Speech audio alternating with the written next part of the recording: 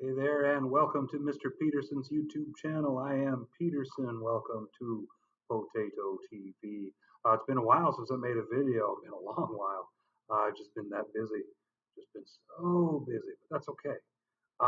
Got a few more results in. I'm going to do my final take on my predictions for the 2018 U.S. elections.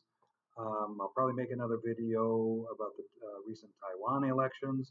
I don't know that much about it, but I guess it's been some very interesting results. I'd like to look it up and learn about it. Anyways, to recap, the 2018 midterm elections in the U.S., my predictions were that the Republicans would keep the United States Senate, uh, even gaining a couple of seats. I said it would be 54. As you can see here, it was 53, so I'm not too far off at all. Um, the latest results that came in, Florida here was a dog fight, but after all kinds of controversy, lawsuits, and everything else going out, the Democratic uh, candidate, the blue party candidate, said he concedes. When a candidate concedes, the count and the recounts are pretty much over. And so we got a Republican beating the incumbent former governor, Rick Scott, took out the incumbent Nelson. I forget what his first name is. And of course, here in Mississippi, we had a runoff election, very controversial, um, with this Hyde Smith. I guess made some very racially charged comments, which would indicate why there was a need for a runoff in a very, very red state. Um, she and Espy were the two top vote getters, but it didn't get the full 50%. People didn't have faith or trust in her, but uh, fairly close, much closer than the other Senate seat by Wicker. Wicker won by a very strong majority, 58.5% to 39. Hyde Smith won on a much closer race, but it's a significant win for the Red Party here. So again, it was 54 was my guess. I went 53. I was actually wrong about two races. Um, I thought this one would go. I thought McSally would actually take it. And I thought the incumbent here, Tester, might lose to Rosendale, but he didn't. And well, that's neither here nor there. Looking at the stuff for maybe 15, 20 minutes tops, I feel pretty confident, pretty good about my prediction being off only by one. The House didn't do as well. I did predict that the Democrats would retake the House. My number guess was 223, and after all of the close races and close counts, and we still have one race that's undecided. Surprisingly, we still have the one race, but all of those very very close races went to the Democrats. Right now it's 234. I'm going to guess that it's 235. So I was off.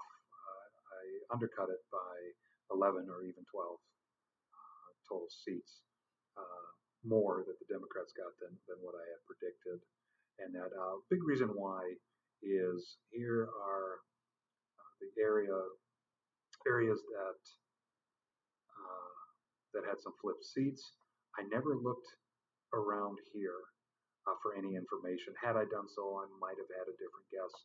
But I concentrated more here in California, where I was actually wrong. I thought this one, I thought Hartley might be able to defend that seat as well as Knight.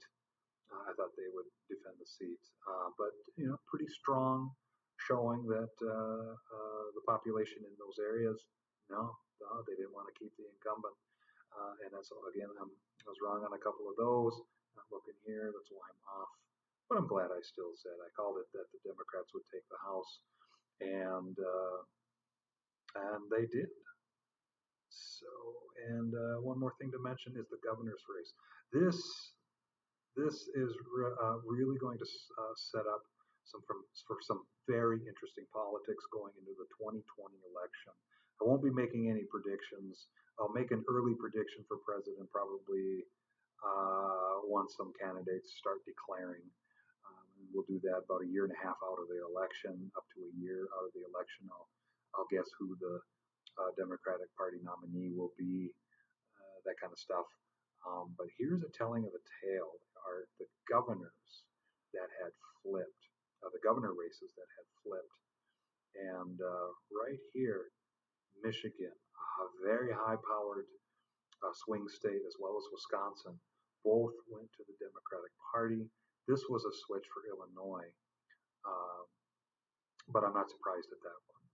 Illinois, especially during presidential election years, usually goes to the red party. New Mexico was a bit of a surprise for me, but not really. Same thing with Nevada. Nevada would poll very strongly in a presidential election year. They'll poll more for the red party. But these two right here, going strongly for the blue party, is a telling tale. So 2020 election cycle is going to be fascinating, and that is pretty much all I have.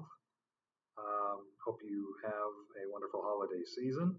Don't know how many videos I'm actually going to make over the next few weeks. I have so many ideas in mind, but oh, time.